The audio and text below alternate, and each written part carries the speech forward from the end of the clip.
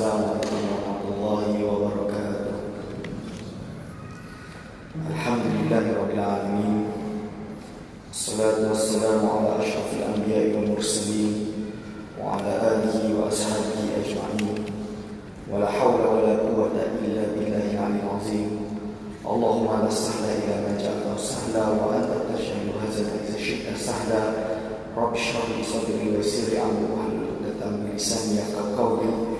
Amin ya rabbal alamin. Amma ba'du. Pada yang terhormat Musi Masjid Musi 92 yang saya kasihi, segenap asatizah, alim ulama, para imam yang saya hormati, kepada segenap hadirin dan hadirat hafizakumullah. InsyaAllah pada malam ini adalah malam terakhir dan penutupan pengajian kitab Sakinah Mengajar kita. InsyaAllah dengan harapan kita mendapatkan husnul khatimah insyaAllah. Sebelum kita khatamkan, kita baca soalan dulu. Ada 8 soalan. Soalan yang pertama adalah, saya mengalami masalah nifas selama 61 hari. Saya baru belajar kaedah penyerahan darah istihadah, tapi masih tak faham dan saya pun tak ingat lagi warna darah. Berapa lama yang kuat dan lemah? Macam mana saya nak qada solat saya? Jadi dalam kes istihadah yang telah saya jelaskan, kalau dalam haid ada istihadatul fil haid, ada istihadah fil nifas. Ada. So istihadah fil nifas macam mana? Dalam kitab Fathul Wahab dikarang oleh Syekhul Islam Zakaria Al-Ansari, apa dia kata? Wa umuruhu sittina ka umuril haidi aksarahu. Fayunzaru muqtadi'atun fil nifasi am muqtadatun mumayyizatun am ghairu mumayyizah zakarah am nasiyah faturaddu al-muqtada'atu al-mumayyizatu ila tamyiz. In lam yazid al-qawiyyu ala sittina wa la ya'ti huna baqiyatu syuruti wa ghairu mumayyizati ila majjadin wal muqtadatu al-mumayyizatu ila tamyizi la al-'adati wa ghairu mumayyizati al-hafizati ila al-'adati wa tasbutu in lam takhtalif bi marratin wa illa fa fihi tafsilu as-sabiqu fi haidi wal mutahhiru tahta. Maksudnya, kalau ada perempuan mengeluarkan darah 60 hari, maka dia seperti perempuan haid yang keluar darah lebih 15 hari. Jadi kerana apa? Aksarul nifas adalah sitina yauman. Maksimum haid nifas adalah 60 hari 60 malam.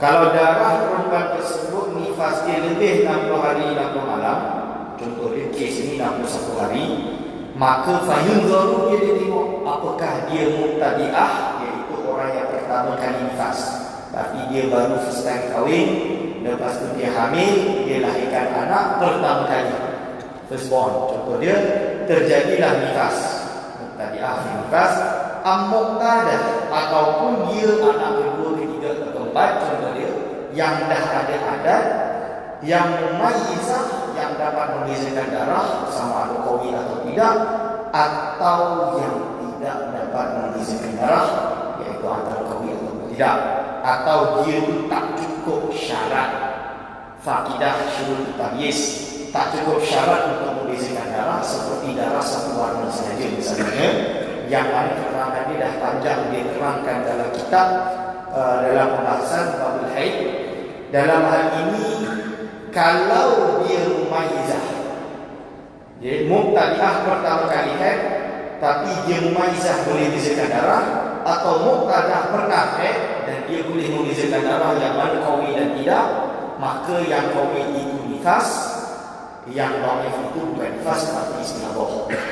Contoh dia 61 hari keluar darah, 40 hari darah qawi, 21 hari setelah itu adalah darah dhaif, maka dia kena qada dari hari ke-41 sampai hari ke-60 sahaja misalnya. Okay? Dan hari ke-61 dia ada misalnya. Tapi contoh dia, kalau darah itu melebihi 60 hari, dia tidak dapat membezakan darah, okay, maka dia tengok. Kalau dia muqtadah ada adat, maka kembali kepada adat dia. Kembali kepada adat dia apa? Contoh dia dalam hadis misalnya adat dia adalah 40 hari, maka adat dia bukan baru 40 hari.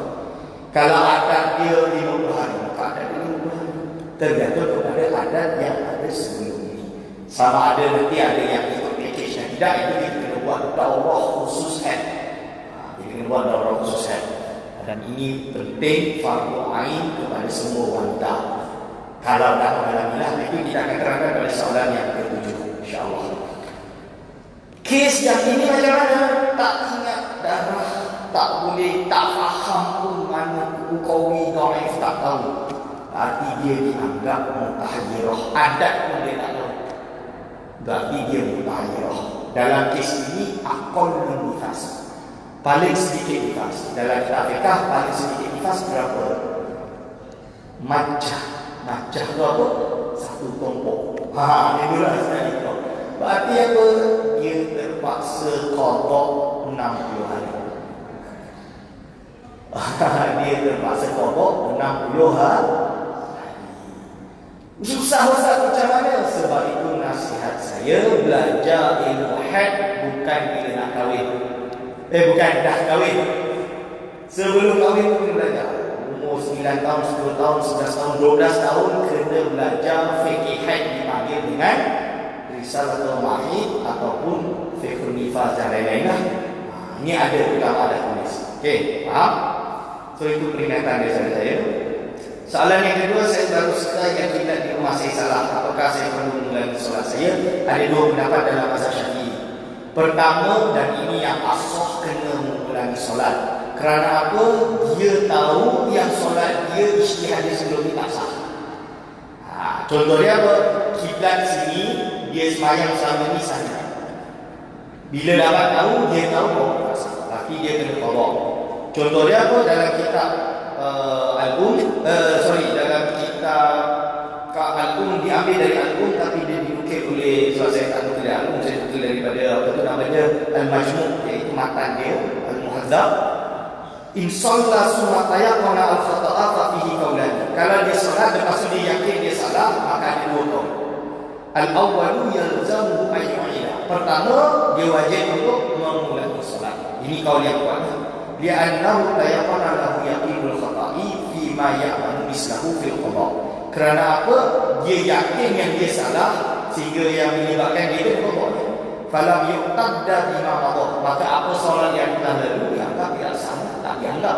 Bila tak dianggap, dia kena qada. Seperti orang hakim, idza hakama summa wujida nasu bi khilafihi, maka apa dia sebut apa? Al-ijtihad al-bayyin khata. Ijtihad yang jelas-jelas terjadi salah. Tapi pendapat yang kedua mengatakan tidak, wasani la yalzamu bi annahu jihadun tajuzu as-salatu ilaiha. Kerana ini adalah arah yang bagi dia boleh untuk solat berijtihad. Sebab dia waktu itu ijtihad seperti itu, dia berpegang dengan apa yang dia ijtihad. Bila dia tahu dengan salah, ijtihad itu al-ijtihad la yuqulu bil ijtihad. Itu kaedah dia saja dia. Ini kaul yang kedua. Fa ashbaha idza lam yatayaqqan al-khata. Begitu juga kalau salah, dia ternyata salah tu pun dia masih zon. Kerana dia tak nampak apa, ini ijtihad di sini, dia tak ada ijtihad tu. So dia tak yakin juga. Akhirnya dia dianggap tetap tak payah ulang lah.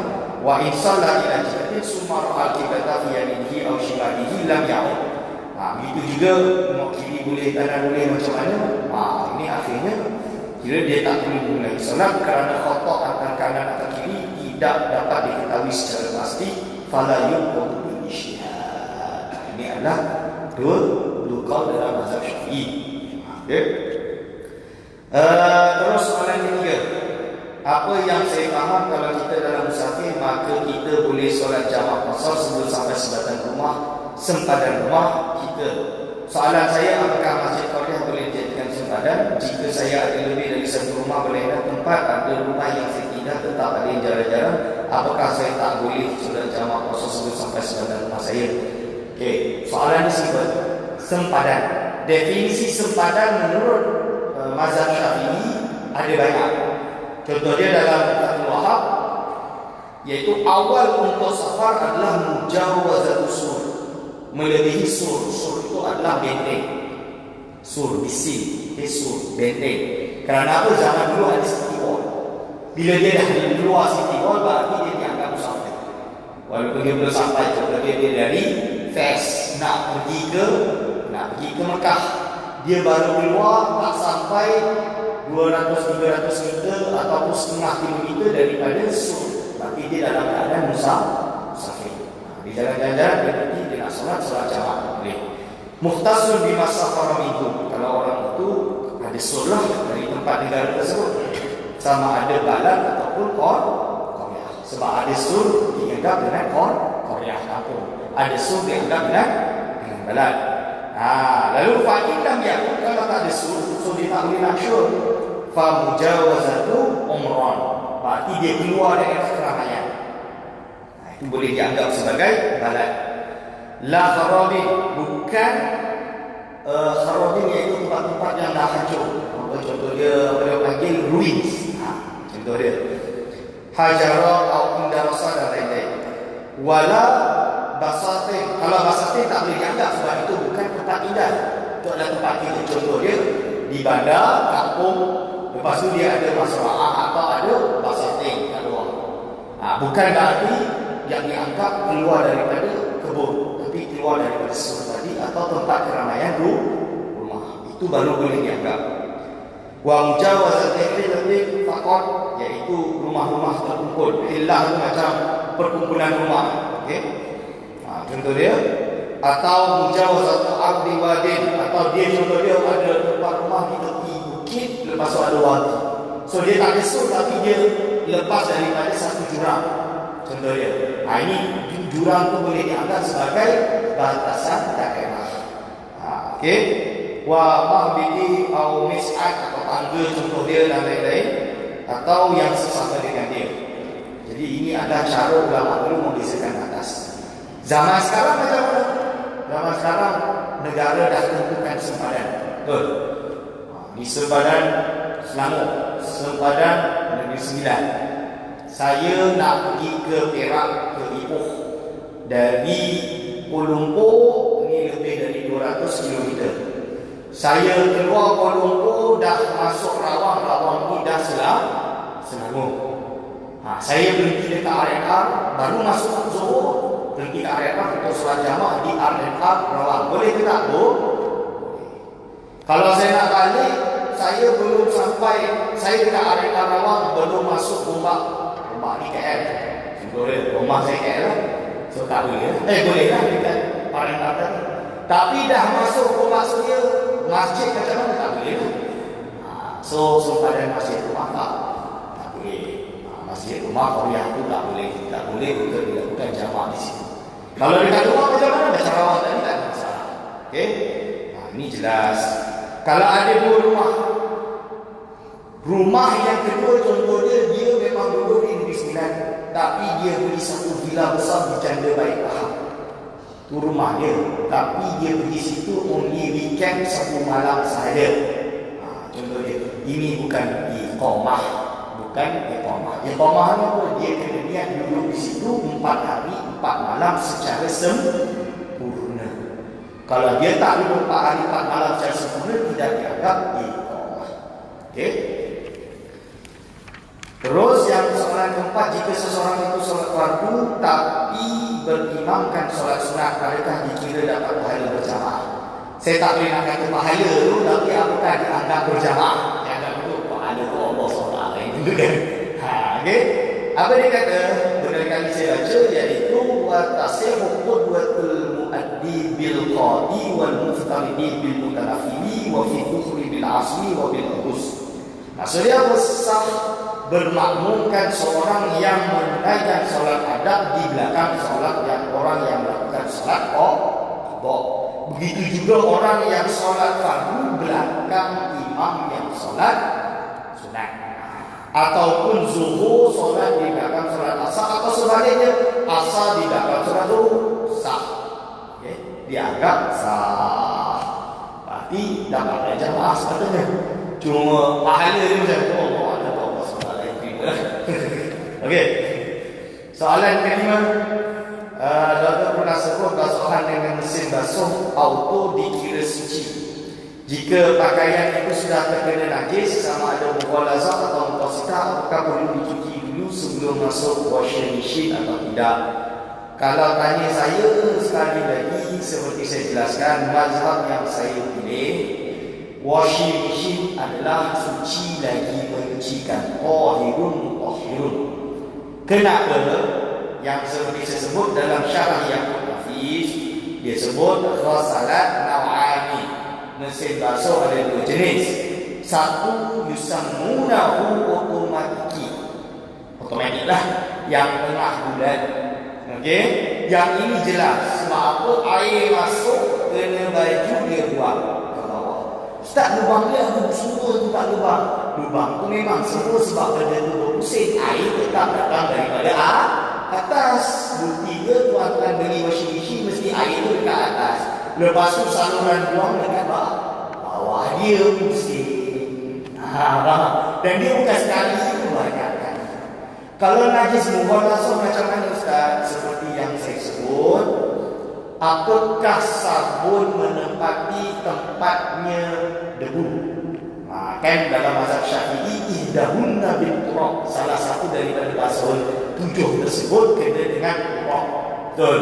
Dalam hal ini pendapat Al-Qausani dalam Majmu' saya baca hari itu, adalah saya sebut sini, kalau nak baca waktu tak mengizinkan. Kerana apa? Sabun boleh menempati tempatnya turab menurut Qausani. Kita ambil kaul. Okay? Memang kita tahu ada khilaf macam mana, dia kata ta'abbud dan lain-lain, dia faham tapi ini khilaf. So kita anggap boleh. Okay. Lepas tu yang keenam, ada yang berkata jika banyak bertanya dalam seorang agama akan menyebabkan seorang itu akan susah untuk beramal. Betul ke? Maka ada yang kata jangan banyak bertanya seperti Bani Israel. Okey. Sebelum menjawab tu, ada satu hadis, ma nahaitukum anhu fashtanibu. Apa yang aku larang kepada kamu semua maka jauhilah. Wa ma amartukum bihi fa'tu minhu mastata'tum. Apa yang aku perintahkan kepada kamu semua, laksanakan dia sesuai dengan kaum. Okey. Fa inna ma ahlakal ladina min qablikum kasratus masailihim. Kerana apa? Orang-orang yang datang sebelum kamu, contoh di Bani Israel, itu dihancurkan kerana mereka banyak tanya. Tapi dia tak berhenti macam tu. Wa khilafuhum ala anbiya'i. Banyak tanya, lepas tu dia buat apa yang berlawanan dengan para nabi mereka. Maksud dia daripada hadis ini, kalau nak tanya sebab nak tahu jawapan, tak apa. Tapi dia banyak, kita banyak tanya bukan sebab nak beriman, tapi tak nak bertaat. Ini namanya sami'na wa asmaina. Kami dengar lalu kami menderhaka. Ini tak boleh. So dalam hal agama apa? Kalau contoh puan-puan nak tahu saya ibadah ni cara betul dia macam mana, tanya lah. Fas'alu ahla dzikri in kuntum la ta'lamun. Kalau kita tak tahu, tanya ahli yang tahu. Tanya, Ustaz, saya nak wudu cara dia macam ni betul ke tak betul? Saya solat dagu saya terbuka ke tutup.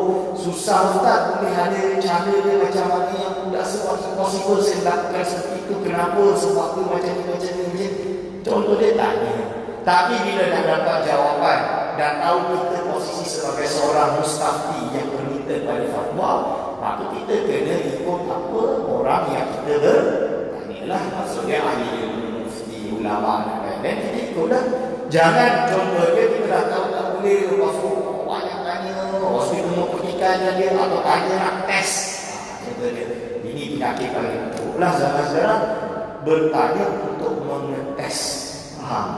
Nak examkan ni Ustaz, kita dia bagi dia manusia juga, itu tak boleh, dunia datang baik. Niat datang baik. Berbeza kalau orang ambil tauliah lalu ditanya oleh panel penduduk tauliah, itu bukan dia nak tahu orang ni betul-betul faham tak. So dia bertanya itu lain. Macam guru buat soalan exam, tanya oleh dia sebab dia nak murid atau dia nak pastikan bahawa budak ni betul-betul tamakun dengan ilmu yang akan diajarkan. Faham? Ini maksud dia. Jelas ya? So boleh tanya, tapi bila dah tahu jangan tak beramal. Okey. Soalan ke-7, menuntut ilmu akidah, fiqh dan tasawuf ini wajib. Sampai manakah tahap seseorang itu harus belajar? Apakah perlu sampai jadi alim atau cukup setakat asas sahaja?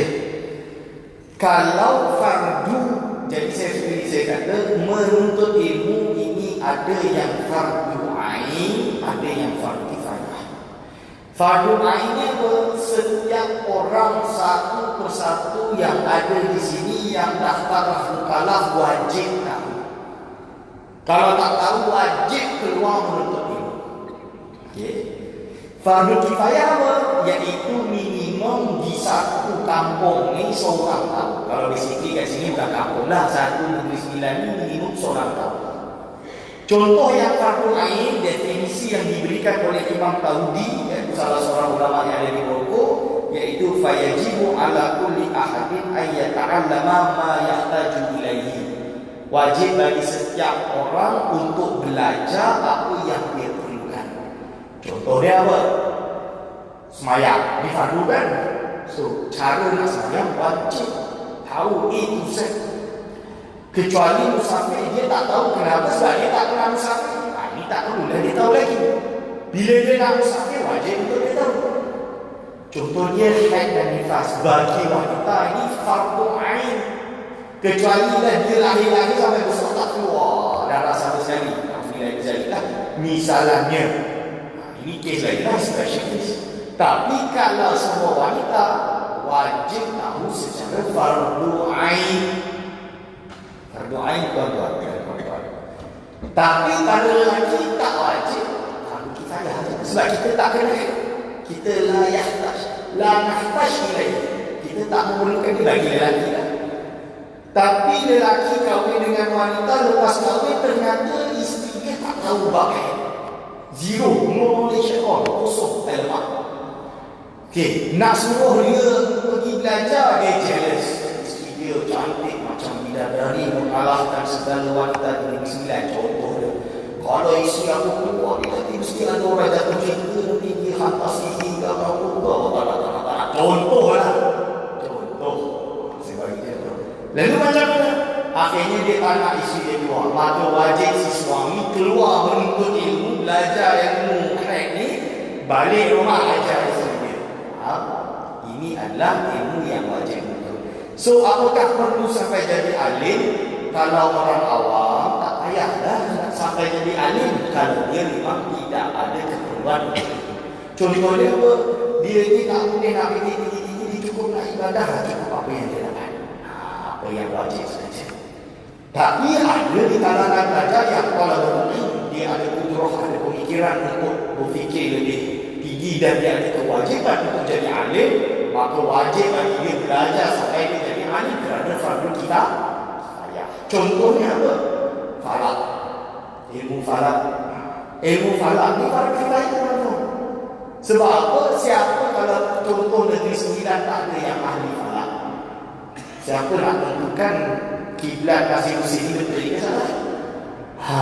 Kalau tak ada susah, takkan nak import sampai ke Negeri Sembilan, sampai ke Perak sana, sampai ke Terengganu, semata-mata nak betulkan masjid dekat Masjid Husin.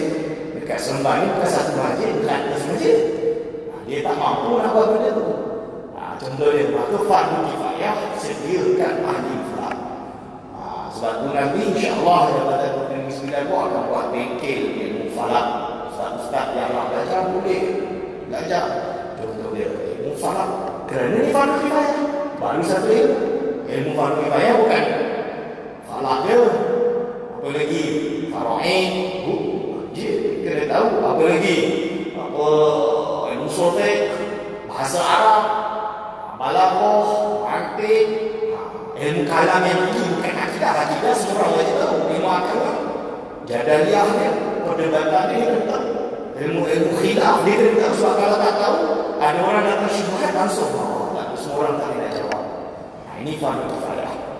Sebab itu kita hantar anak-anak kita belajar agama di Mesir, Morocco, di Jordan, dengan harapan mereka balik menjadi alim seperti ini, betul-betul alim, sehingga kan mereka dapat menutup ruang daripada satu Sembilan ini berdosa. Contohnya ada ilmu di Negeri Sembilan yang tak ada orang tahu. Ilmu faraid satu Negeri Sembilan tak ada orang tahu. Maka seluruh tuan-tuan dan puan-puan berdosa. Kalau lah, maka semua berdosa. Okey, faham kan? Ini adalah tentang apa sampai mana ilmu yang kena tahu. Soalan terakhir dan penutup dari segala soalan. Doktor ada sebut bahawa kaedah mengatakan orang awam bagi mereka tiada mazhab. Selepas belajar dengan doktor, saya nampak banyak kesalahan yang orang awam lakukan dalam ibadah. Apakah wajib bagi saya menegur atau sekadar mendoakan sahaja? Adakah saya dikira dosa kerana menyembunyikan ilmu? Pertama, ini menjelaskan dulu tentang amar ma'ruf nahi munkar.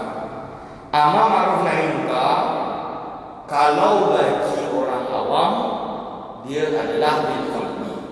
Sebab bila dia kata takut dia salah cakap. Bagi orang ulama bil lisan, tapi dia tak boleh paksa sebab dia bukan kerajaan. Kecuali dia ulama yang juga kerajaan. Bagi kerajaan pilihan dengan paksaan. Okey.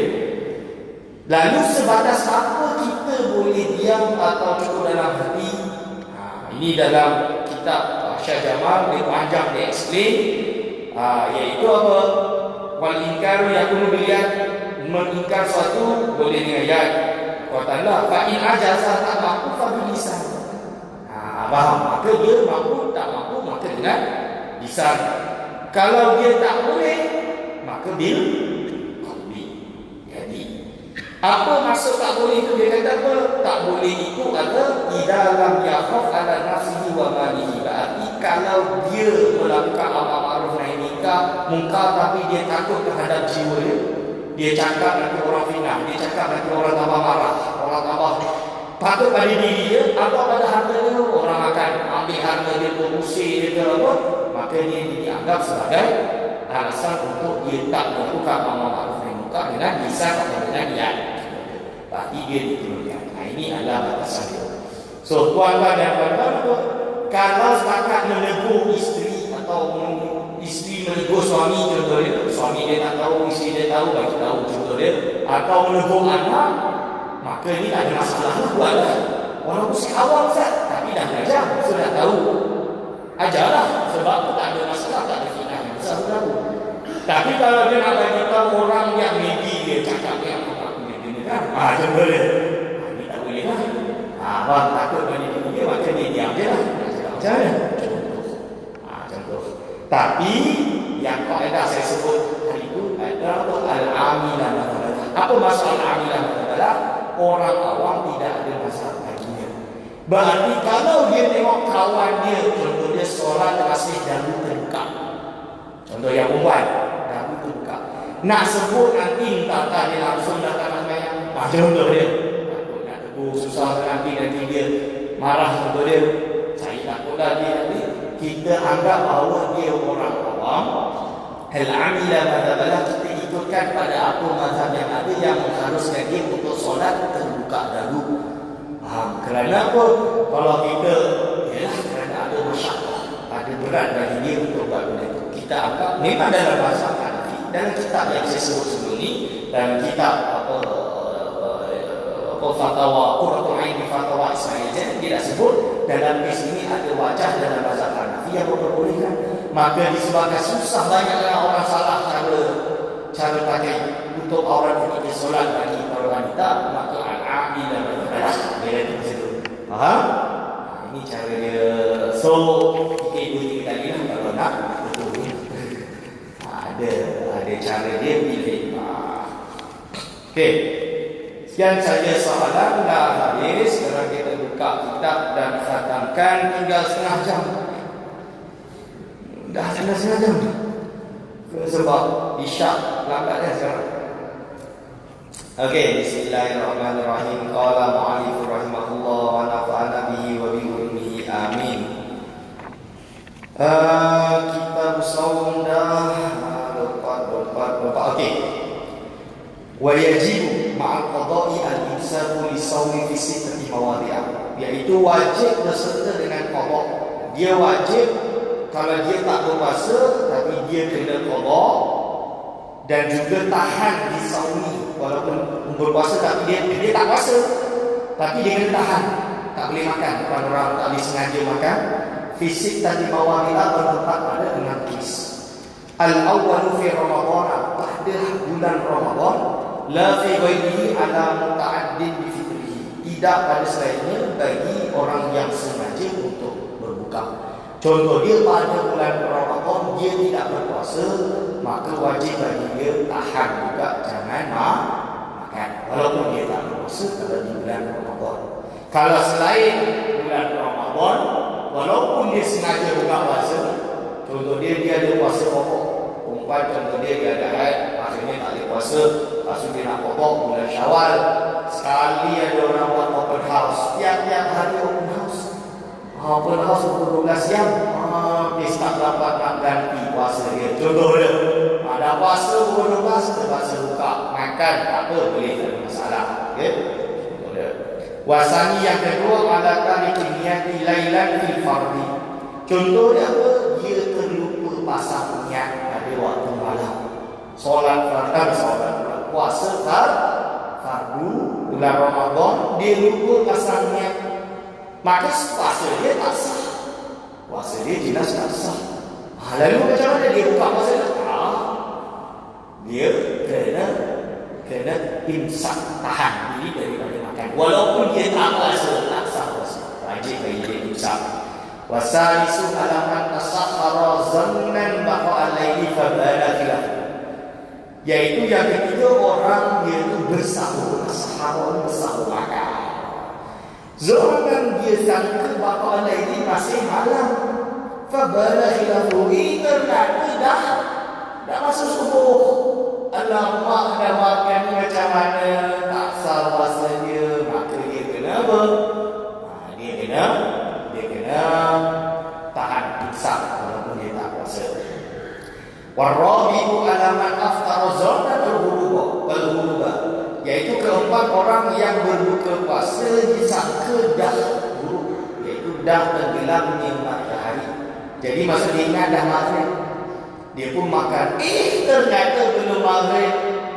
Contohnya ini terjadi di kampung, di pondok saya pernah terjadi. Ada imam, dia tengok jam dia dah waktu Bilal, dia tengok jam dia dah waktu maghrib, dia pun azan. Contohnya orang satu kampung, tengok azan masih okey, buka. Sekali itu 3 minit sebelum azan yang betul. Setelah dengar ada orang pelik, ustaz tu dia dengar tengah kulit tu kan pelinju kampung ni. Ini belum ni, dia cek kalender pun belum ni, jam aku pun belum, tengok jam matahari kita di jam matahari kat pun belum. Kenapa dia azan? Tadi jam dia tercepat 3 minit. Akhirnya apa, kiai saya umumkan bulan Syawal nanti wajib qada 1 lagi. Ini. Jadi apa? Dia kena faham maka dia kena apa? Dia kena tahan 3 minit. Contoh dia dah terbuka, 5 minit dah contoh dia. Dia ingat dah masuk maghrib, dia pun buka puasa. Ternyata belum tak. Alamak, dah terminum macam mana? Tunggulah 5 minit ni, dia kena imsak, tak boleh ni makan sampai tapi dia kena qada. Dalam sini dia kena qada. Sebab apa? Dia adalah tidak berpuasa kerana dia sangka dia dah boleh makan, dan makan dia bukan terlupa tapi sengaja makan. Dia qasdi. Okey. Wal khamis yang kedua adalah man bana lahu yawma salasi sya'ban annahu min Ramadan. Iaitu apa? Dia ingat dia ini masih bulan Sya'ban tanggal 30. Pada hari itu 1 Ramadan. Bila dengar dah 1 Ramadan tak alamak. Contoh dia dalam kes ini dia wajib apa? Dia wajib imsak pada bulan tersebut, pada hari tersebut. Wasadisu yang ke-6 alaman sabaqahu ma'ul mubalaghati min maqmadatin wastinsyaqin. Maqmadah iaitu berkumur-kumur ataupun istinsyaq, memasukkan air di dalam hidung pada bulan puasa, pada hari sedang berpuasa adalah dimakruhkan. Betul. Tapi dia pergi buat, akhirnya mubalaghah terlalu jatuh sedikit air masuk. Ini batal puasa. Bagi maksudnya apa? dia kena imsak. Walaupun dah terbatal puasa dia kena imsak dan wajib melakukan qada. Yang kedua, sebelum itu ada beberapa perkara yang disunahkan lagi untuk imsak. Ada 5 perkara yang dia tak sebut di sini, saya akan sebut sekarang. 4 atau 5. Pertama adalah as-sabiyu idza balagha muftiran. Iaitu apa? Ada sabi, budak. Lepas tu dia akhirnya balik, tapi dia dalam keadaan tak ada puasa. Pada hari dia kena bulan Ramadan, dia budak, tiba-tiba dia balik. Dia dalam keadaan tak puasa, maka dia disunatkan untuk imsak tahan. Wal majnun idza afa. Ada orang gila dia tak puasa, dah pukul 12 tiba-tiba dia sihat. Bulan Ramadan, dia tahan. Wal kafiru idza aslama. Ada orang kafir masuk di bulan Ramadan. Lepas tu orang musafir atau sakit ketika hilang keuzurannya setelah berbuka puasa. Kalau dia buka puasa pada waktu siang sebab dia sakit, tiba-tiba pukul 2 dia dah sihat. Dia dah boleh berpuasa lah, tapi dia dah tak boleh puasa sebab dah siang, maka dia tetap imsak. Okey. Faslun yabtulu as-sawmu biriddatin. Batal berpuasa, puasa itu dihukumi batal disebabkan satu riddah. Riddah itu murtad. Wa haidin. Yang kedua haid, sebab keluarnya haid. Wa nifasin. Ketiga nifas, keluar nifas. Wa wiladatin, sebab lahirkan anak. Wa jununin, gila, walau lahzatan, walaupun sekejap. Wa bi ikhma'in, dan disebabkan oleh pingsan. Wa sukrin, atau sebab mabuk tak ada bihi, yang dia sengajakan. Contoh dia, kalau dia tengah naik bas ini dia mabuk, itu belum kira lah. Okay. In amma jami'an nahari, tak ada in amma, kalau dia mabuk sampai seluruh waktu, sampai siang. Dalam hal ini dijelaskan dalam kitab kitab irsyad ataupun Tuhfah dengan al-iftar bima ta'adda min bihi minhuma walau lahzatan. Jadi dia dianggap terbuka puasa kalau dilakukan dengan sengaja dari tadi, walaupun sekejap. Mabuk dengan sengaja. Kalau dia buat bukan dengan sengaja, tidak tuai, tapi dia mabuk, contoh dia, kalau dia dihukumi batal apabila seluruh siang. In amma jami'an nahari, itu dari pagi sampai malam dia mabuk, maka baru batal puasa dia. Okey. Faslun fasal al-iftaru fi Ramadan arba'atu anwa'in. Perkara yang menyebabkan dia terbatal pada bulan Ramadan adalah 4 jenis. Yang pertama wajib dia tak puasa. Wajib dia batalkan puasa dia. Okay. Apa itu? Kama fil haidi wal mufassari. Orang haid dan nifas wajib dia tak puasa. Wajib dia tak puasa. Wajaizun kama fil musafir wal maridi. Ada yang harus untuk dia tak berpuasa. Okey, yaitu orang yang sedang musafir ataupun sakit. Orang yang bermusafir atau sakit maka harus untuk dia tidak berpuasa. Fil musafir wal maridi harus. Wala maksudnya apa? Tak wajib dan juga tak harus. Yaitu siapa?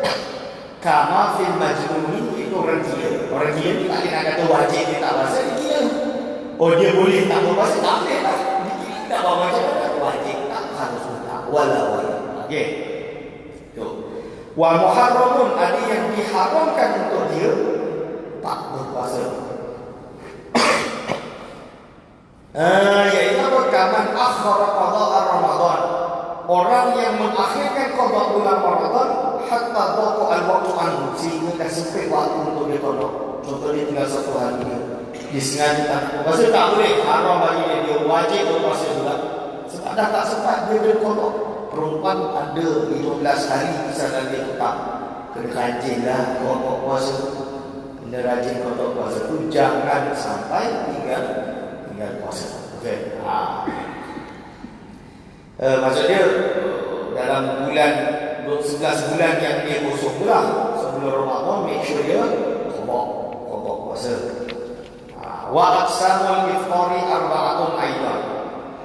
Pembahagian untuk berbuka puasa, maksudnya bila dia tak puasa, apa sahaja bahagian dia. Iftar masa tak puasa ada 4 bahagian. Pertama, ma yalzam fihi al-qada' wal fidyah. Pertama, yang wajib bagi dia qada puasa dan juga bayar fidyah. Wa huwa al-isnani. Dia ada dua perkara. Al-awwal al-iftaru li khawfin ala ghairihi. Tak puasa kerana dia takut pada orang lain. Contoh dia dalam mazhab Syafi'i, perempuan yang hamil dia tak puasa bukan dia takut dia mati, sakit, dia takut anak dia baby itu yang sakit, atau dia menyusukan dia takut anak dia tak mendapat gizi yang cukup, dia takut pada orang lain. Maka dalam kes ini dalam mazhab Syafi'i, kaul yang utama adalah wajib untuk dia qada dan juga bayar fidyah. Yang kedua, wasami al-iftar ma'a ta'khir qada'in. Dia buka puasa serta mengakhirkan qada. Mengakhirkan qada apa? Iaitu dia buka puasa, tak puasa, lepas tu dia sengaja akhir qada ma'inkan padahal dia boleh untuk qada hatta ya'ti Ramadan akhir. Tapi sampai datang Ramadan lagi satu dengan bayar fidyah. Ini banyak kali saya tak tahu, banyak perempuan datang ke saya sampai bayar fidyah beribu-ribu ringgit. Kan fidyah ni semua kan, dia bayar beribu-ribu ringgit kerana apa? 3 ada yang 10 tahun, 4 kodok, 15 hari dia kira macam beribu, 10 ribu ringgit dah tu bayar fidyah. Contoh dia terutama bayar dekat lembaga zakat, dekat Selangor dengan ZX, dia buka untuk fidyah, bayar fidyah. Ada yang dulu saya kat Indonesia, dia telefon, dia duduk kat England, telefon, dia tanya abang saya kata terpaksa nak keluar. Inilah kenapa, sebab dia tak jumpa orang aslam untuk menerima tersebut. Telefon sampai ke Indonesia, terpaksa nak keluar. Sampai ke Indonesia, bagilah budak-budak yang miskin, bagi beli mampus banyak. Betul, bukan seorang lah, banyak bulan-bulan. Ni kena jagalah. Kena jaga. Saniha, yang kedua, ma yalzam fi al-qada'u dun al-fidyah. Wajib bagi dia qada bukan fidyah. Dia kena qada tapi tak wajib bayar fidyah. Wa huwa yasulu, dia banyak sekali. Kamu umat alih seperti orang yang mabuk, atau apa sakit tak tahan pada diri dia, qada je lah. Dia boleh lepas itu bila sihat, dah masuk bulan Syawal ke bulan apa, dia qada. Pasal suhai ma yalzamu fil fidyah itu guna qada. Yang wajib dia bayar fidyah tapi tak wajib qada. Siapa? Wa syaikhun kabirun, orang yang dah tua tak boleh nak puasa. Ini tak bayar qada tapi cukup bayar fidyah. Wa rabi'uha, yang keempat, la wala, tak wajib bayar qada, tak wajib qada, tak wajib bayar fidyah. Wa huwa al-majnun, gila macam ni, bukan mukallaf. Alladhi lam yata'addad junuhi, yang dia bukan cuai sebabkan dia gila. Okey. Banyaknya dah habis. Faslun, fasal. Alladhi la yufattiru mimma yasilu ila al-jawfi sab'atu afrad. Ada 7 perkara atau 7 perkara yang mana dia tidak membatalkan puasa kalau perkara tersebut sampai ke dalam perut. Kerana apa? Dalam mazhab Syafi'i, perkara yang membatalkan puasa adalah masuknya salah satu perkara atau air ke dalam rongga badan. Termasuk dia apa? Termasuk contoh dia, orang tersebut korek kita, kalau korek kita pakai ni memang tak masuk lah kot. Kita dah kira memang ini rongga tak batin apa, batin tu kat sini, ini batin.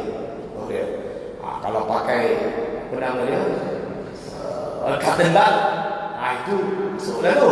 Itu boleh masuk. Atau jari dia macam kata ban kecil dia, itu lain dah. Itu boleh batal.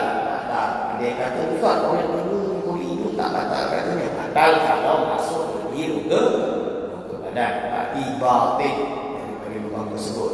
Termasuk pembatalan lagi apa? Iaitu ambil inhaler. Dalam mazhab Syafi'i batal kerana itu adalah ain. Sama macam apa? Hisap rokok kata kita batal. Hisap rokok ni membatalkan puasa. Ada yang kata tak batal kerana ada batal. Faham? Sekarang dia kata inhaler tak batal, tapi hisap rokok batal, itu nama dia tak konsisten. Ini contoh ni kita dah terangkan kalau tak salah saya dulu dah terangkan tak. Banyak sangat lah. Macam-macam. Okey. So apa yang tak batal? Ni makfuat. Benda yang makfuat. Pertama, ma yasilu ilal jawfi binisyatin, iaitu apa yang sampai kepada perut disebabkan oleh apa? Oleh lutut. Iaitu contoh dia termakan lutut. Ramadan lah, itu puasa lah. Rezeki alhamdulillah. Ini Allah dah ni bagi lah dia tak buat kan. Contoh dia. Au jahlin atau dia tak tahu lah, dia makan, dia tak tahu dia dalam keadaan sedang berpuasa. Dia tak tahu benda tersebut membatalkan puasa. Contoh dia baru masukkan au ikrahin, kena paksa. Contoh dia yang ada di negara yang penuh paksa Islam dia, tak boleh di bulan Ramadan paksa tuang minum air. Contoh dia ini dialami tak menyebabkan batalnya puasa. Wa bijiryani riqin bima baina asnanihi, iaitu apa? Yaitu air liur yang masuk ke dalam rongga, dalam perut dia melalui tenggorokan dia, sebabkan air liur yang ada dari gigi. Ini tidak menyebabkan apa batal. Wa qad ajaza an majhi udhrihi, dan dia tak boleh nak ludah benda tersebut kerana susahlah. Asyik ludah lagi boleh minum makfu. Kalau flan, bahasa Melayu dia bahasa Inggeris dia flan, bahasa Melayu dia kahak. Kalau kahak batal. Kalau dia flan dah batal. Lepas tu wa ma wasala ila al-jawfi wa kana huwa tariq, sampai ke perut kerana debu jalan. Itu makfu lah, kita nak kontrol tu. Contoh dia apa? Namanya kunci sarap pada plastik, tiba-tiba kuat sangat buka mulut itu masuk sikit kita ni apa. Sama macam apa? Kita jalan ada orang usap rokok, contoh dia terbau, terhirup. Kita nak buat apa lah, macam mana? Tengah jalan. Ini bukan saya isap rokok. Okey, faham. Contoh dia wa ma wasla ilaihi wa kana dharbalatan daqiqin, sampai kepada perut tapi benda itu adalah tepung. Bila kita goyang-goyang itu keluar tepung, banyak sangat terdengar ke, adalah sikit yang termasuk. Yang boleh ini masuk. Au zubaban ta'iran launahu, buka air masuk. Boleh bagi apa? Kutu bagi. Contohnya alamak, itu contohnya dalam hal ini terbatal lah. Tak batal lah, sebab dia makfu. Okey. Wallahu a'lam bissawab. Kelas. Nas'alullah, semoga kita mohon kepada Allah Al-Karimah yang Maha Mulia bijahi Nabihi Wasi, dengan apa? Dengan pangkat nabinya Al-Wasi. Al-Wasi, apa terjemahan Al-Wasi? Iaitu handsome. Ayukhrijani, semoga Allah mengeluarkan kita daripada dunia dalam keadaan muslimat, orang-orang Islam. Kita mengharapkan kalau kita meninggal, kita dalam keadaan kalimah thayyibah, iaitu la ilaha illallah Muhammadur Rasulullah. Man akhiru kalamihi la ilaha illallah Muhammadur Rasulullah dakhalal jannah. Ini yang kita nak dalam keadaan muslim. Wa walidayya, dan kepada mak bapak kita, wa ahibai, dan orang kekasih-kekasih kita, wa man ilayya intama, dan hadirin apa yang kita berbesar bersama dengan mereka, wa ayyaghfirli, dan semoga Allah mengampunkan kita, walahu, dan bagi mereka, mubhamatin wa lamaman, apapun kecuaian kita dan kesalahan kita. yang benda kita sedar dan tidak waras, apa yang kita tak sihat, semua Allah ampunkan. Wassallallahu ala sayyidina Muhammad bin Abdullah bin Abdul Muttalib bin Hashim bin Abdi Manaf. Rahmat dan takzim Allah SWT dicurahkan kepada penghulu kita Nabi Muhammad bin Abdullah bin Abdul Muttalib bin Hashim bin Abdi Manaf, Rasulullah Rasulullah ila kafatil khalqi, yang mana dia diutus bagi seluruh makhluk, manusia dan jin. Rasulul malahimi Habibillah Al-Fatihi Al-Khatimi wa alihi dan keluarganya wa sahbihi dan sahabat-sahabatnya ajma'in, walhamdulillahi rabbil alamin. Okey. Sekarang kita baca sampai ni tu. Lagi.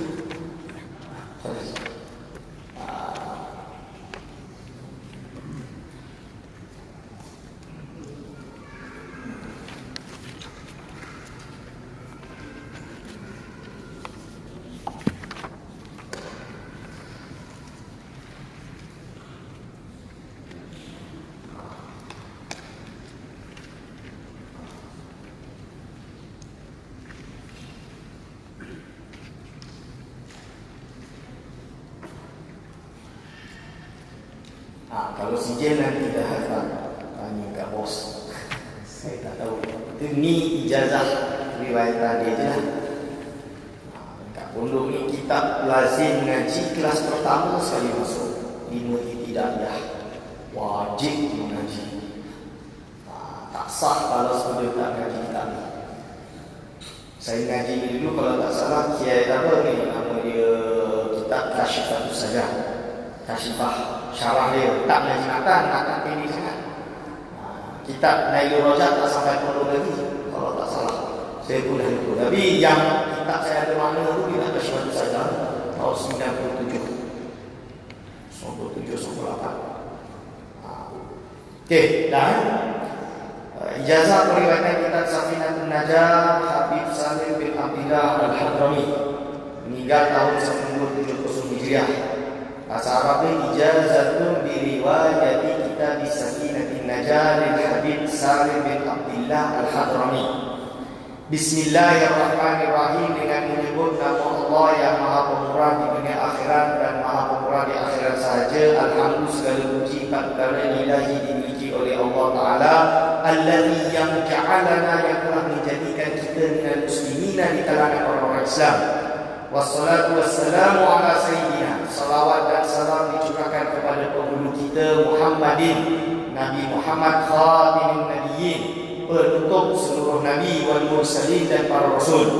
Wa radhiyallahu ta'ala an alihi, semoga Allah meridai pada keluarga-keluarganya, wa sahabatihi dan sahabat-sahabatnya ajma'in keseluruhannya. Amma ba'du, setelah basmalah, hamdalah dan salawat salam, fa inna akhana, maka sesungguhnya saudara lelaki kita, atau fa inna ukhtana, iaitu saudara perempuan kita, fillahi, di sisi Allah, al-ustaz ataupun al-ustazah, ustazah, hafizahullahu ta'ala, hafizahullahu ta'ala, wa ra'ahu atau wa ra'aha, tergantung lelaki atau perempuan, tulis nama masing-masing kat situ. Wasaddada khataya, semoga Allah mengampuni kesalahan-kesalahan saya dari apa syarah yang telah saya buat. Kalau tersalah sahul lisan atau sahul faham, yakni khata'un fil fahmi, salah dalam memahami. Saya manusia boleh salah, kalau salah tolong tegur. Kalau ada salah tolong tegur, namanya manusia, mungkin ada salah. Wa khata'u, atau kesalahan tuan-tuan atau kesalahan puan-puan, qad hadara, benar-benar puan-puan atau hadarat, yaitu perempuan-perempuan hadarat telah menghadiri, wa darasa atau darasat, benar-benar telah mengaji, wa qara'at atau qara'ah, benar-benar telah membaca, wa sami'ah atau sami'at, benar-benar telah mendengarkan durusi pengajian-pengajian saya, wa syuruhi dan syarahan-syarahan saya, di kitab Safinatun Najah, bagi kitab Safinatun Najah, fima, pada perkara yajibu alal abdi li maulahu, pada apa yang wajib pada sekalian hambanya, li maulahu, iaitu pada hamba kepada Allah Subhanahu Wa Taala. Kita semua ini hamba kepada Allah Subhanahu Wa Taala. Meninggal tahun, Iaitu apa? Oh, saya tak tulis nama mu'alif. Iaitu Lil Habib Abdur Habib Salim bin Abdillah Al-Hadrami, meninggal tahun 1270 Hijriah. Maaf, saya patut tambah nama mu'alif ke situ sebab tu ada meninggal tahun 1270 Hijriah. Rahimahullah, semoga Allah merahmati dia. Fa'ajastuhu, maka aku mengijazahkan kepada tuan, atau fa'ajastuha, atau saya mengijazahkan kepada tuan bisa dengan sanad saya di hadal kitab, bagi kitab ini al-mufid yang berfaedah, ijazatan dengan sebuah ijazah tamatan yang sempurna, rajian dengan harapan min Allah, daripada Allah Ta'ala, ayyahfadha, untuk dia atau tuan menjaga, antahfadha, atau tuan menjaga, bihadih ijazati, dengan ijazah ini, sunnatal isnadi, iaitu tradisi meriwayatkan sanad. Kerana apa? Ini tradisi yang dah mula langka. Kita teruskan tradisi ini. Tapi bukan berarti nak suruh tuan-tuan dan puan-puan tak nak datang kelas, datang akhir ambil ijazah lalu mengaku saya murid, saya ada sanad. Itu bukan. Ahli sunnah wal jamaah dari dulu mengaji kulit ke kulit, lepas itu kita dapat ijazah. Saya di pondok, kita punya ijazah bukan setiap tahun, tapi setiap habis satu kelas besar. Maksudnya apa? Habis ibtidah, ijazah pelajaran ibtidah. Habis sanawi 3 tahun, ijazah kelas sanawi. Habis aliyah 3 tahun, ijazah aliyah 3 tahun. Dah habis ni baru mengaji yang lain, ijazah khusus macam tu. Faham? Itu cara kita buat. Bukan berarti tak ada datang lupa minta ijazah balik dah. Faham? Tradisi kita mengaji ini, kita riwayatkan bersama. Ini tradisi kita meneruskan tradisi ini. Kerana apa? Kerana minat sanad ini termasuk agama. Wa ayyaj'alaha, semoga Allah menjadikan dia, semoga dia al-yahfadha, berarti ayyaj'alaha, semoga Tuhan menjadikan dia sanad tersebut, ijazah tersebut, wa antaj'alaha, atau Tuhan menjadikan ijazah ini sababan, sebagai sebab ditamassuki, untuk berpegangan ala madhabil Imam Asy-Syafi'i, mengikut madhab Imam Asy-Syafi'i.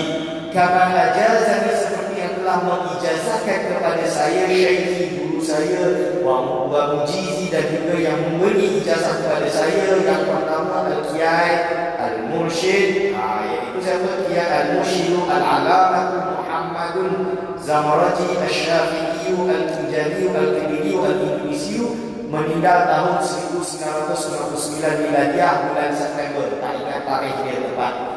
Rahimahullah, itu guru saya, Syekh Qiyai Zamarati, dan diteruskan oleh anak-anak dia. Saya masuk pondok tahun 1997. Okey.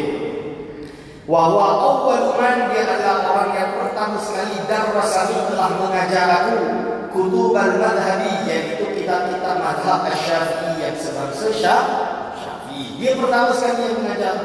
Saya mengaji Fathul Wahab, mengaji kitabnya dia, walaupun tak faham Fathul Wahab. An-Nasaih Ad-Diniyah karena Syekh Abdullah Al-Haddad, kitab Nazam Subat, tak sempat khatam, dia meninggal sebelum khatam. Dan beberapa kitab lain, banyak kitab lain mengajinya dia. Walaupun 2 tahun, Masya Allah, ada lebih daripada quarter itu 1/4 daripada kitab Tafsir Munir Imam Nawawi Al-Bantani. Itu saya ngaji dengan dia sebelum dia meninggal. Itu yang baru saya ngaji. Ini adalah Qiyai Zamarati. Wa huwa awwalu man kutub al-madhhab Asy-Syafi'i fil madrasati an-nizamiyah. Ini madrasah pondok yang saya belajar. Pondoklah 100% tradisional, tapi sistem madrasah bukan madrasah macam Malaysia. Maksudnya madrasah sistem macam pondok, cuma dia namakan madrasah, dia bagi sijil, dia ada ujian, tapi kita poros semuanya. Tak ada pelajaran sains ke apa, semua tak ada. Semua murni agama saja. Di Jawa Syariah, di Jawa Timur, iaitu Kedirilah. Wa syekhi, dan guru saya Al-Qiyai Al-Usuli Muhammad Sa'al Mahfuz Asy-Syafi'i Al-Hajini Al-Indonesia, meninggal tahun 2014 Miladiah. Ini Yai Sa'al Mahfuz terkenal, meninggal tahun 2014. Dia ini adalah seorang ahli usul fiqh mazhab Syafi'i, mengarang kitab usul fiqh banyak dalam bahasa Arab dicetak. dan orang-orang kagum dengan tulisan dia, termasuk syarah kepada Ghayatul Usul, syarah kepada Al-Lumah, namanya Al-Bayan Al-Lumah Al-Mulama. Ini dia Sahal Mahfuz. Ini Masya Allah, meninggal tahun 2014 Miladiah rahimahullah. Wa syaihi dan guru saya Al-Alamah Al-Muhaddis Al-Muslim Muhyin, yaitu Muhyil Madrasati Al-Umariyah Syarifah Al-Dr. Mahmud Sa'id Mahmud Al-Syafi Al-Qahiri. Jadi Syekh Mahmud Sa'id Mahmud ini guru saya yang kena saya sebut kerana apa saya mengaji dengan dia kitab Abi Sujah dalam mazhab Syafi'i. Saya pernah ngaji tak puluh banyak kali, tapi saya ngaji juga dengan dia di madrasah di Zawiyah dia tahun 2012. Termasuk saya kata dengan dia beberapa kitab yang lain. Mukhtasar Jidan. Walaupun saya nak ngaji, budak-budak Malaysia ngaji, waktu itu saya ikut ngaji dengan dia. So saya boleh sebut dan dia adalah termasuk salah satu yang banyak menulis sahabat ataupun sanad-sanad Imam Syekh Yasir Al-Fadani. Ini dia sebut wa kulluhum, semuanya min muslimin dunia, daripada muslimin dunia Al-Alamati Asy-Syaikh Al-Kiai Abdul Faid Muhammad Yasir bin Isa Al-Fadani Al-Jawi Al-Makki Asy-Syafi'i. Ini adalah guru besar seluruh ulama Nusantara, seluruh dunia, bahkan siapa termasuk yang mengambil dari dia, iaitu guru saya yang ada di kampus ini Syekh Abdul Atali, ini mengambil dari Syekh Yasir Al-Fadani dan menulis di dalam sahabat ijazah dia. Ini saya sendiri bila jumpa dia saya sebut, saya mengaji dengan Syekh ini, Kiai ini, dia adalah murid Syekh Yasir Al-Fadani. Syekh Al-Fadani dikata, Masya Allah, Syekh Yasir Al-Fadani huwa kutubul fil sanad. Dalam bab sanad ni dia tutup. Mesti dunia lah, dia ni paling hebat. Itu beliau sering sebut di depan saya. Dan beliau, dan saya mula sama mengaji itu tahun 2011 akhir dengan 2012. Sebelum dapat terpaksa pergi ke Casablanca. Tapi setiap kali saya pergi sana, beliau masih ingat ni Madisi, kawan baik kepada Indonesia, nama dia Ustaz Mansur. Kawan saya lah Mansur tu. Mansur tu kawan saya. Dulu Mansur tu duduk dekat pondok tu sampai 2-3 tahun. Dia dah dapat bilik khusus dekat Indonesia tu. Bila datang anak Syekh Nuruddin Muhammad dulu situ, dia orang dah pindah ke bilik lain. Termasuk Hasbullah, kemudian saya kat Negeri Sembilan, dia sekarang dia pun duduk kat pondok tu, duduk dekat bilik lain. Itu adalah Muslim dunia Syekh Yasir Al-Fadani. Wahwa rawaan, dan dia meriwayatkan dari Al-Imam Ad-Da'i Ilallahi Al-Muhammad As-Said Ali bin Abdul Rahman Al-Habsyi Asy-Syafi'i Al-Kuitani. Siapa ini? Ini dipanggil dengan Habib Ali Kuitang. Habib Ali Kuitang ni ada dekat Jakarta. Terkenal, meninggal tahun 1000 wasamanya wasikina miladiah. Habib Ali Kuitang ni Masya Allah, bila dia meninggal di Indonesia, waktu itu diperintah oleh Soeharto mengumumkan bahawa dia salah seorang ulama besar di Indonesia. Habib Ali Kuitang ni sahibul karamat, yang mana dia yang orang yang bersama dengan dia, yang masuk Islam ratusan ribu, yang bersama dengan dia, kalau dia mengajar dia penuh masjid itu penuh. Ini Syekh Habib Ali Kuitang. Dan ada kedai buku di Jakarta yang selalu saya pergi adalah sebelah masjid Habib Ali Kuitang. Banyak buku terus dijual di situ. Ini Habib Ali Kuitang. Kalau pergi ke Jakarta, jangan lupa ziarah makam dia di Jakarta. Saya tak tahu jalan dia, saya pergi, saya kenal di situ, saya suruh driver tu bawa ke Habib Ali Kuitang. Dia tahu lah bawa jalan Jakarta, saya tak tahu lah. So jangan tak tanya saya jalan dia. So cari situ bicara ada dia. Rahimahullah wa ghairihi. Dan juga didapat daripada selain daripada Habib Ali Kuitang. Habib Ali Kuitang mengaji dengan siapa? As-Said Usman bin Abdullah bin Aqil atau Uqaid, saya tak sure, bin Umar bin Yahya Asy-Syafi'i Al-Ma'ruf bin Mufti Betawi Jakarta. Ini adalah Habib Osman Betawi dia panggil, atau Habib Osman Mufti Jakarta. Meninggal tahun 1371 Hijriah bersama dengan 1913 Miladiah rahimahullah. Mufti Betawi ini atau Habib Osman Betawi ini adalah Hadrami, ulama Syafi'i Sayyid. Dia ini saya tak sure dia Hadrami tetap, saya tak sure, tapi dia kita panggil Sayyid lah. Habib Betawi ini yang jelas dia ini menurut kajian saya terbaru pada berarti 1 bulan lepas, 2 bulan lepas, adalah termasuk orang paling awal dari Nusantara yang sampai ke Rabat ataupun Morocco. Sampai ke Morocco. Dia ini memiliki mu'alafat lebih dari 100 dalam bahasa Arab. Beberapa manuskrip saya mengaji buku dia 3 atau 4 sahaja. Salah satu dia adalah Sulamun Ayrain. Sulamun Ayrain ini adalah kitab ilmu falak menentukan awal bulan, tapi kisah perkiraan takribi, kira-kira tak itulah lagi lah. Dan dia kalau tak salah atau murid dia ada kitab yang pasti nama dia Bani atau Misal. Bani atau Misal saya belum pernah baca tapi saya dah baca. Cuma hari tu saya balik Bogor minggu lepas, saya cari tak jumpa kitab itu. Lepas saya selalu layan, saya jumpa yang Bani atau Misal saya tak jumpa. Saya cari tak jumpa. Ini sedih juga lah. Tapi intinya nak bagi tahu, menurut kajian saya dia dah sampai ke Morocco, termasuk yang paling awal. Dalam riwayat dia, kenapa bila dia menuntut ilmu dia sampai ke Tunis, Zaitunah. Jadi dia ni generation sebelum Ibnu Ashur atau awal Ibnu Ashur. Ibnu Ashur masih budak lagi, dia dah sampai ke Tunis. Ini cerita dia. Lepas tu berarti dia generation siapa? Dia generation Muhammad bin Ja'far Al-Qahtani, iaitu yang Sallallahu Alaihi Wasallam. Dia this generation ataupun Muhammad bin Siddiq Al-Ghumari mengenai. Ini zaman itu sampai ke Morocco. Disebabkan luas pandangan ini, banyak orang tuhmah dia waktu dia di Jakarta, dia dituduh sebagai ulama yang suka kolonial lah macam-macam. Walhal apa yang dia nak, dia berusaha untuk menyelamatkan umat Islam sahaja, itu tujuan dia. Dia baik dengan penjajah kerana apa? Kerana di Jakarta lebih konflik bagi dia. So lebih baik dia menyebarkan ilmu sebanyak-banyaknya. Ditambah ilmu bukan menyebutkan diri untuk ialah kita nak memberontak, basically macam itulah. So dia dekat dengan penjajah waktu itu. Tapi menurut Syekh Habib Ali Kuitang, dalam bab ini apa-apa hal dia adalah orang yang sangat alim yang wajib untuk kita bolehkan. Ni macam kes dia sama kalau di Morocco, nama dia Abdul Hai Al-Qahtani. Abdul Hai Al-Qahtani. So itu Habib Osman, Syekh Osman Mufti Betawi rahimahullah, anil mu'allifi yang didapatkan daripada mu'allif al-mu'allim al-faqih al-alamah Salim bin Abdullah bin Sa'ad bin Abdullah bin Sumair al-Hadrami al-Syafi'i. Dia ambil langsung dari mu'allif tahun 1270 Hijriah rahimahullah. Berarti dia jumpa medis sama ada di Mekah ataupun di Hadramaut ataupun dia jumpa di Betawi, iaitu di Jakarta. Waktu itu Jakarta nama dia Batavia.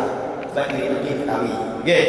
Wa usi nafsi, dan aku menasihatkan diri aku, wa iyahu, dan pada tuan-tuan, wa iyaha, dan pada tuan-tuan, bitaqwallah, dengan bertakwa kepada Allah Ta'ala, fil ilmi, dalam ilmu, wal amali, dan amal, wa fis sirri wal ilani, itu diam-diam dan juga terang-terangan, wa bitarkil fawahishi, dan meninggalkan benda-benda yang keji, ma zahara minha wa ma batan, apa yang terlihat daripadanya dan apa yang tak nampak, wa bitamassuki, dan berpegangan dengan manhaj al-Asy'ari fi i'tiqadi, iaitu berpegangan dengan manhaj bahasa Asy'ari dalam hal i'tiqad akidah kita, wa bi madhhab Imam Asy-Syafi'i, dan mazhab Imam Syafi'i fi fiqh dalam fikih, wa bi tariqin min al-turuqiyah sufiyati as-sunniyati, dan dengan salah satu tariqah daripada tarekat-tarekat sufi yang sunni, kama arsyadaha, seperti yang telah menjelaskan atau mengajarkan dia Al-Junaidi wal Ghazali, iaitu Imam Junaidi dan Imam Ghazali. Sahihlah hadhihi ijazah ini, insyaallah, insyaallah taala. Wa ana al-faqiru, dan saya orang yang mengharapkan atau memerlukan ila rabbih, kepada Allah, yaitu Tuhan Taala yang Maha Tinggi. Nama saya Muhammad Aiman Al-Aqidi nasaban. Itu nasab saya, nama keluarga saya. Nasab nak suruh buang tak boleh, so jangan tanya banyak-banyak. Itulah nasab. Okey, tiap hari orang bertanya, bukan Said, so jangan anggap saya ni Said, bukan. Saya ni ajam orang biasa saja. Maulidan, kata Al-Malisi Maulidan, iaitu Malaysia tempat saya lahir. Yalah, saya lahir kat Malaysia. Ada orang ingat saya cakap bahasa Indonesia, saya orang Indonesia. Bukan, saya orang Malaysia. Kenapa ada rumah kat Bogor? Itu rumah isi saya. Isteri saya orang Indonesia duduk sini. Al-Kijani summa Baidawi summa Salawi wa Tetwani Ma'laman. Kencong, Kanjani itu maksudnya Kencong di daerah Kediri, Jawa Timur. 2 jam dari Surabaya sekarang ikut turut tol yang baru, lebuh raya yang baru, 2 jam dari Surabaya. Summa Baidawi, lalu Kasablanca. Lepas tu Summa Salawi wa Tetwani, Salah dan Tetwan Maklaman tempat saya belajar. Pernah duduk fest, saya pernah tapi tak cukup 4 tahun. Syaratnya kena 4 tahun baru boleh disebabkan kepada tempat tersebut menurut Imam Asy-Syafi'i, Imam Nawawi dalam kitab Al-Majmu'. Sebab itu saya tak boleh al-fasi sebab saya duduk situ 3-4 bulan saja. Okey, wa kana al-faraqu adanya selesai min tahriha dari menulis ini di Madinah, tulis Seremban Negeri Sembilan atau Al-Kainati yang berada di Negeri Sembilan. Seremban Al-Kainati yang berada di Seremban Yauma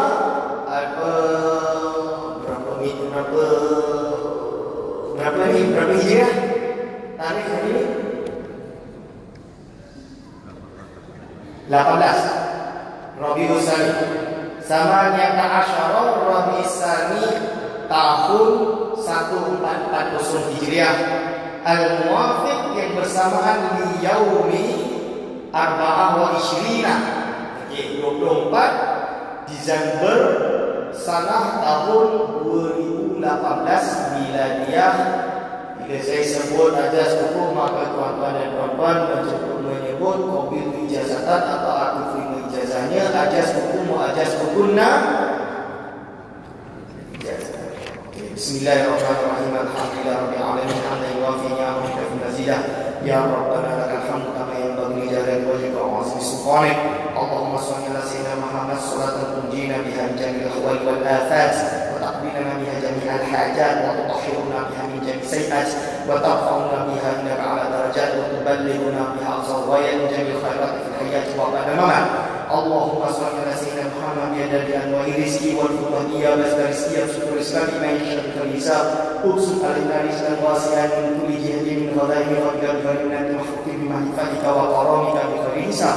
Allahumma barik lana fi qulubina wa hayatina wa arzaqina wa azwajina wa zurriyyatina wa auladina wa talamina wa ma'adina wa jami'atina wa masajidina wa zawjatina bi rahmatika ya arhamar rahimin. Allahumma yassir umurana umura din wal dunya wal akhirah. Allahumma inna nas'aluka ma salaka minhu Muhammadun nabiyyuka wa rasuluka sallallahu alaihi wasallam wa na'udzu bika min syarri ma salaka minhu Muhammadun nabiyyuka wa rasuluka sallallahu alaihi wasallam.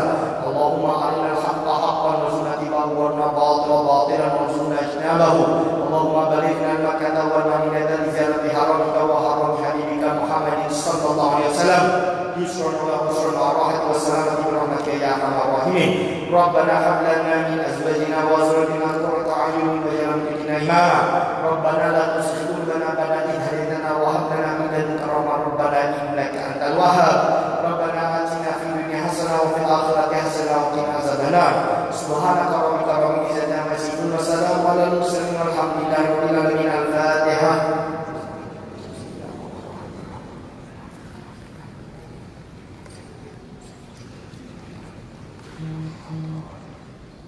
Amin amin amin ya Rabbana taqabbal minna wa innaka antas samiul alim wa tub alaina ya maulana innaka antat tawwabur rahim wa la tu'akhidhna min adh-dhaymi wa jarmi ya karim ya amanal khaifin aminna mimma nakhaf ya amanal khaifin sallimna mimma nakhaf ya amanal khaifin najjina mimma nakhaf